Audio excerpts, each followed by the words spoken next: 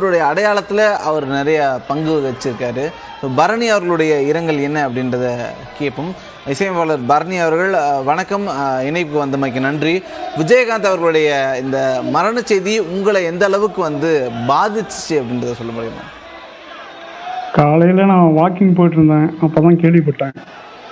எனக்கு ஒன்றுமே வார்த்தை எதுவுமே கொஞ்ச நேரம் நான் பேசவே இல்லை. ஏன்னா என்னோடய வாழ்க்கையோட கேட்டை, சினிமாவோட அந்த கேட்டை திறந்து விட்டதே கேப்டன் படம் தான். பெரியண்ணா தான் என்னோட முதல் படம்.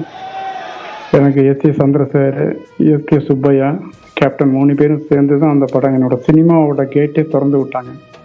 அந்த மாதிரி என்னோடய வாழ்க்கையே தொடங்கின ஒரு மிகப்பெரிய கேப்டன். இந்த மாதிரி அந்த நியூஸு கேள்விப்பட்டோன்னே என்னால் ஒன்றுமே கொஞ்சம் எனக்கே ஒரு மாதிரி இருந்தது காலையிலே. அதுக்கப்புறம் தான் கொஞ்சம் அப்படியே மனுஷனாக பிறந்தா எல்லாருமே ஒரு நாளைக்கு போக தான் போகிறோம். இருந்தாலும் நிறைய நாள் வாழணும்னு எனக்கு விஜயகாந்த் இன்னும் நிறைய நாள் வாழணும்னு எனக்கு தனிப்பட்ட ஆசை இருந்தது. அது நிறைவேறாமல் போச்சு. அதுதான் என்னோட மனம். நீங்கள் உங்களுடைய முதல் படத்தை அவருக்கு பண்ணுறீங்க. அவர் அதில் ஒரு எக்ஸ்டெண்டட் கேமியோ மாதிரி ஒரு ரோல் பண்ணியிருந்தார். அந்த படத்துக்கு பெரிய வரவேற்பு கிடைக்குது. அந்த சமயத்தில் பாடல்கள்லாம் கேட்டுட்டு ஒரு இளம் இசையமைப்பாளரை எப்படி அவர் பாராட்டினார், உங்ககிட்ட என்ன பேசினாருன்றது தெரிஞ்சுக்கலாமா? அவரை பொறுத்தளவில் அந்த புது மியூசிக் டேரக்டர், பழைய மியூசிக் டேரக்டர் அந்த மாதிரி கிடையாது. எல்லாத்தையுமே ரொம்ப அன்பாக பழகக்கூடியவர்.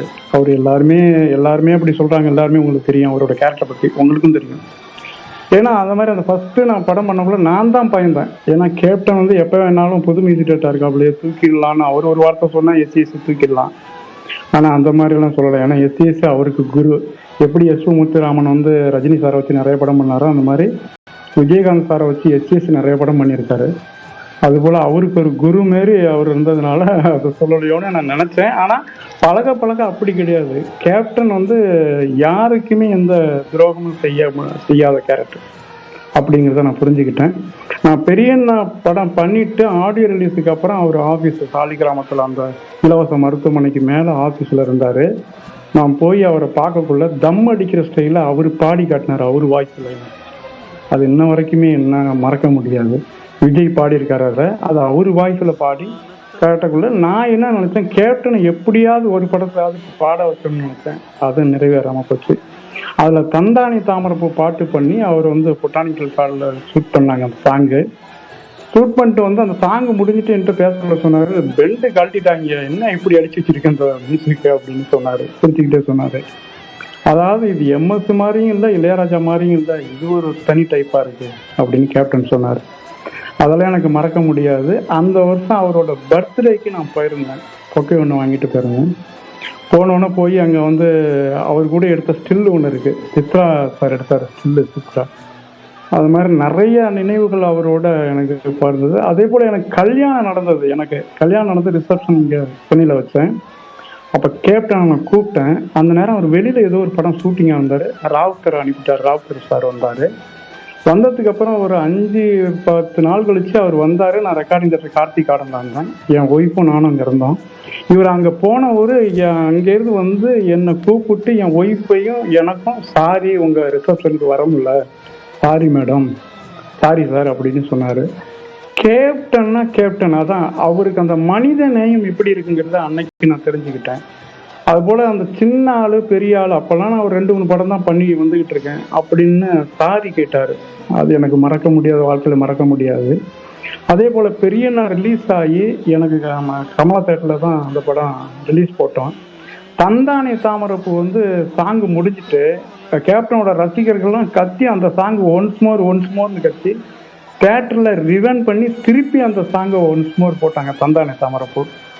அப்படி கேப்டனோட ரசிகர்கள் நான் அப்போ பார்த்தேன், இவ்வளோ வெறித்தனமாக இருக்காங்க கேப்டனுக்கு, அவ்வளோ மக்கள் அவ்வளோ வெறித்தனமாக இருக்காங்க. அப்போ நான் தெரிஞ்சுக்கிட்டேன். நான் ஃபஸ்ட்டு படம் பண்ணக்குள்ள கேப்டனை சுற்றி எப்பொழுதையும் மக்கள் கூட்டம் இருந்துக்கிட்டே தான் இருக்கும்.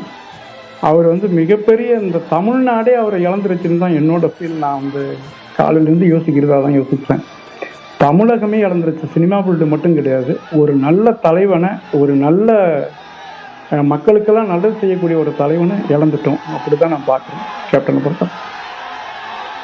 நீங்கள் முதல்ல அவருக்கு பாடி காட்டின பாட்டு தம் அடிக்கிற ஸ்டைலை பார்த்து தானே, இல்லை எந்த பாட்டை நீங்கள் அவருக்கு பாடி காமிச்சிங்கன்னா? அவரோட படத்தோடைய பாடல்கள்லாம் அவர் எப்படியும் ரெக்கார்டிங்க்கு முன்னாடி கேட்பார் இல்லையா, எந்தெந்த பாட்டுக்கெல்லாம் நீ வந்து அவருக்கு பாடி காமிச்சிங்க, முதல் தடவை ஒரு பெரிய ஹீரோவுக்கு பாடி காட்ட போகிறோம், அந்த தருணம் எப்படி இருந்துச்சு? அதை நான் ஃபஸ்ட்டு வந்து சூர்யா, விஜயகாந்த் சார், எல்லாருமே அந்த கூட்டமாக லாஸ்ட்டாக ஒரு பாட்டு பாடுவாங்க, இந்த பொள்ளாச்சி மலர் ரோட்டில்னு பெரிய நாள் வரும். பொள்ளாச்சி மலர் ரோட்டில் பொண்ணை பாரு சோக்குல, அந்த பாட்டு வரும். அந்த பாட்டு தான் நான் அவருக்கு பாடி காட்டினேன், நேராக பாடி காட்டினது. இந்த மாதிரி ஒரு சாங்கு தான் சார் ரெக்கார்டிங் பண்ணிகிட்ருக்கேன் அப்படின்னு சொன்னாங்க. நல்லா இருக்கு அப்படின்னாரு. அதே போல் அவரை பொறுத்தவரை ரொம்ப தலையிட மாட்டார் மியூசிக்குள்ளெல்லாம். எஸ்சிஎஸ்ன்னு அதே மாதிரி தான் வச்சுக்கலாம். ஒரு படம் கொடுத்துட்டா வந்து மியூசிக் டைரக்டர் வந்து அது சுதந்திரமாக பண்ணட்டும் அப்படின்னு நினைக்கிறவங்க. அது மாதிரி தான் கேப்டனும். அவர் பாடி காட்டினது தான் எனக்கு அந்த பேஸ் வாய்ஸில் பாடி காட்டின நிறைய இன்டர்வியூவில் சொல்லியிருக்கேன், நிறைய யூடியூப்பில் வந்து இன்டர்வியூவில் சொல்லியிருக்கேன். கேப்டன் பாடி காட்டினது அந்த ஒரு பேஸ் வாய்ஸில் பாடி காட்டினாரு. அது ஒரு டேஸ்டாக இருந்தது அந்த தம்மடி ஸ்டைலு. விஜய் சார் பாடி இருந்தாலும் அதை கேப்டன் வாய்ஸில் கேட்கக்குள்ள அவ்வளோ சூப்பராக இருந்தது எனக்கு அப்படின்னு எல்லா இன்டர்வியூலையும் சொல்லியிருக்கேன். அதான் பாட்டு எனக்கு என்னுடைய வாழ்க்கையில் மறக்க முடியாத கேப்டன்னா எனக்கு, நான் இந்த மாதிரி பரணிங்கிற பேர் எனக்கு தெரிஞ்சு நான் ஒரு மியூசிக் டேரக்டராக இருக்கிறது அவரோட படம் தான் என்னோட முதல் படம், எனக்கு பிள்ளையார் சொல்லி. ஆனால் கேப்டனை என் வாழ்க்கையில் என் வாழ்நாள் வரைக்குமே மறக்க முடியாது. அப்படி ஒரு நீங்கள் முதல் படம் இசையமைச்சிட்டீங்க, உங்களுக்கு நீங்கள் பார்த்து கொண்டாடி வியந்த ஒரு நாயகனுக்கு முதல் படத்துக்கு இசையமைச்சாச்சு. அதன் பிறகு என்ன மாதிரியான ஃபீட்பேக்ஸ்லாம் அவர் பகிர்ந்துக்கிட்டார்? படம் ரிலீஸ் ஆகி பாட்டுக்கெல்லாம் நல்ல வரவேற்பு, எல்லா பாட்டும் நல்லா இருக்குது அப்படின்ற பேச்சு வந்ததுக்கு பிறகு அதன் பிறகு பேசுறதுக்காக வாய்ப்பு கிடைச்சா, பேசுனீங்களா? அதுக்கப்புறம் பேசியிருக்கேன்.